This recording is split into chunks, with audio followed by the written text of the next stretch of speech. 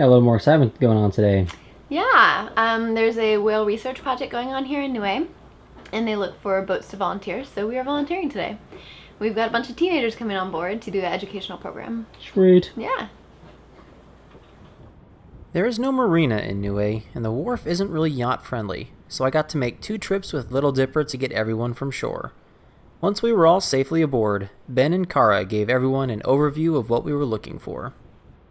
So there's 3 main things that we do out on the water, which Happy probably went through. One of the main ones is take photographs. So we're looking for what we call tail flukes. So each one of these, this is a really clearly marked guy, but basically we take photos of the underside of the whale's tail.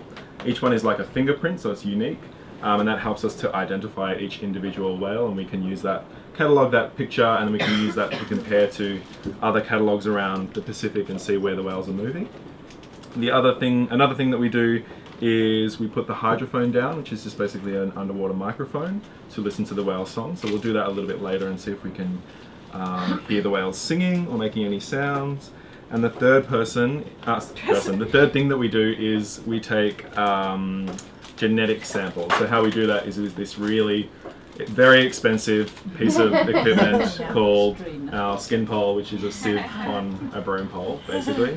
So what happens basically is when the whales, for those of you that haven't seen, this is a whale breaching. So what happens is the whale will come up out of the water, breach, and when it lands on the surface of the water, it actually loses bits of skin, much like we have dandruff.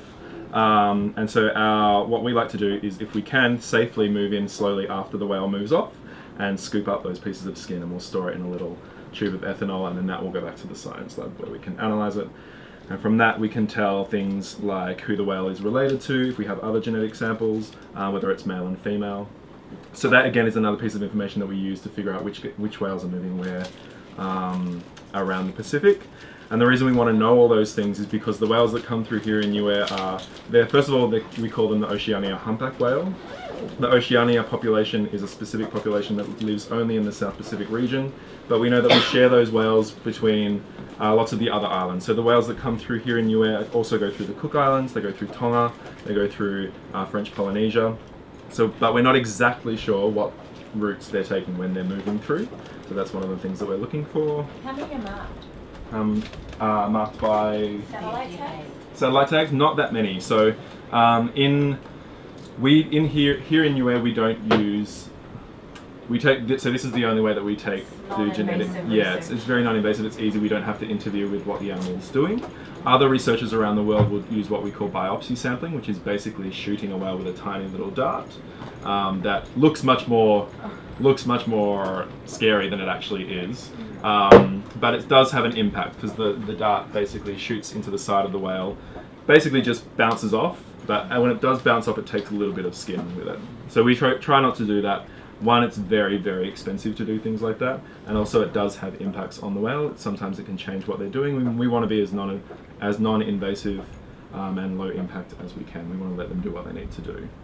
So we'll probably explain a few of those things, like what they're doing here in Niue and how they're doing it as we go along, I guess. But first we need to find whales. Yeah. So it just shows, I don't know if you've seen before, Fairfair, that the reason we take the photo is because every single tail fluke is individual, like your fingerprint. So here's 3 different examples of what a tail fluke can look like, but they might be more black or more white or have scars or whatever. So they're all individual. So that's the reason that we want to get the photo.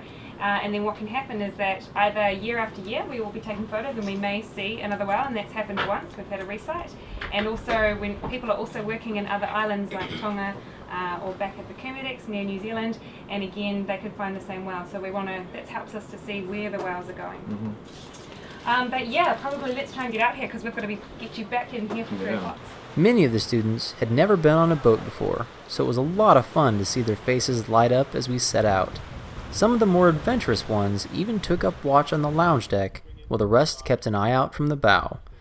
Fortunately, it wasn't too long before we spotted a couple of blows and moved in towards the humpbacks.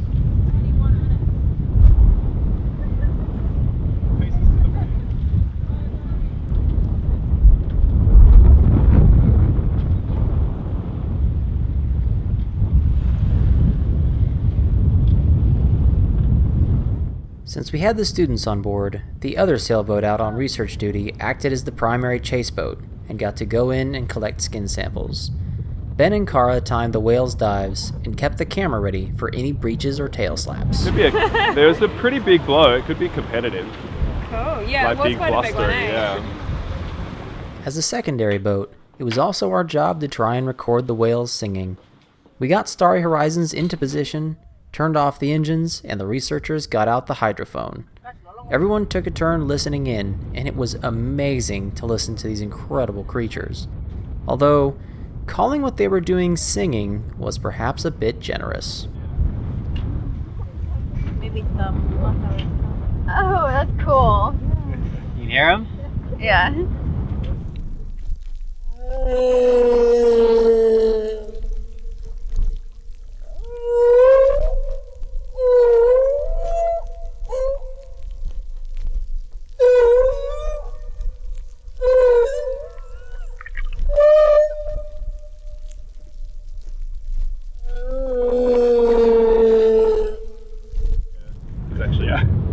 It's actually the only the males that sing every year in the mating grounds, but every male in the population will sing the same song as each other. We're not exactly sure how they learn that. Maybe down in the Antarctic over the summer months, they transmit it to each other. But yeah, every male in the feeding grounds will be singing the same song. Some a little bit more impressively than others. Enthusiastically, energetically. There are just some, like humans, there are some more capable singers. Others are a little bit more hesitant or just younger, and you can tell that sometimes by listening to them. They'll be a little bit like unsure, whereas others are really have a really strong song, which is cool. Whoa, it's like a cow now. Yeah. We followed the whales for quite some time, but unfortunately, they kept heading further and further away from where we needed to go, so I wasn't able to get close enough to get good footage. But that didn't stop everyone on board from getting super excited whenever we spotted a whale.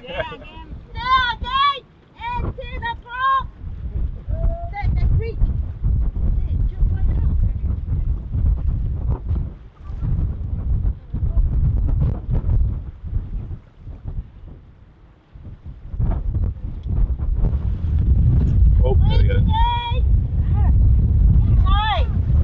Is that a breach? That one. It's a tail.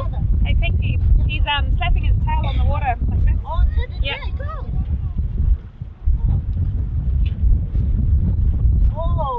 That was a tail. Full vlog as well. We eventually got treated to an awesome tail slapping display, with one whale slapping their tail multiple times in quick succession. It was a great way to wrap up such a memorable experience.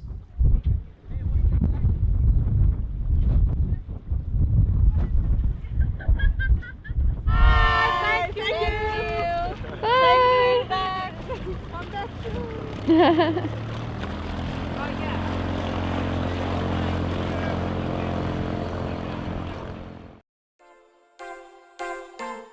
After our amazing day with the students and whale researchers, our time in Niue was rapidly coming to an end.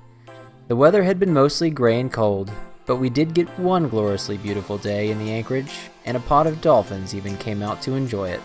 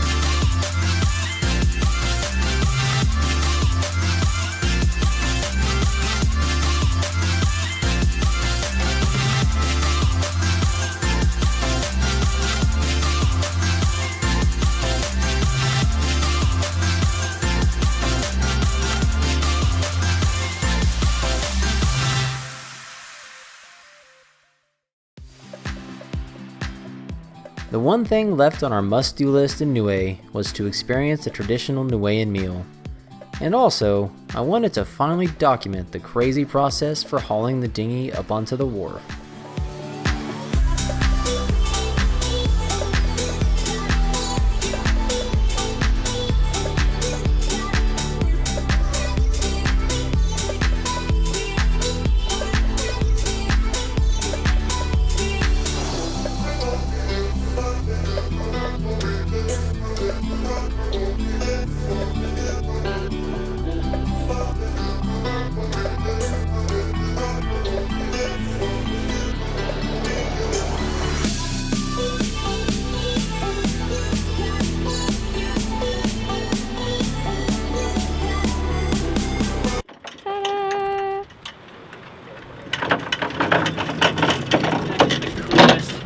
Yacht or tender docking place ever.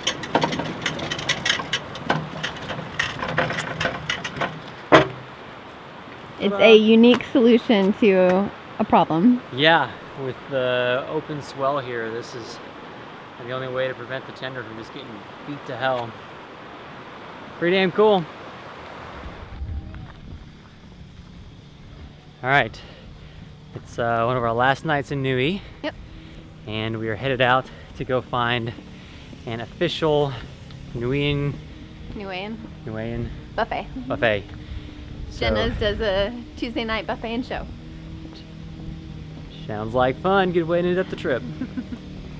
We got to try delicacies like uga soup made out of coconut crabs, takihi, which is a papaya and taro casserole, and povi masama, which is salted beef wrapped in bitter greens. How are we looking out here? Good. We got a little bit of everything. Yeah. Some traditional, how do you pronounce it? Niuean food. Niuean. Lots of unique stuff. Yeah, that looks pretty delicious.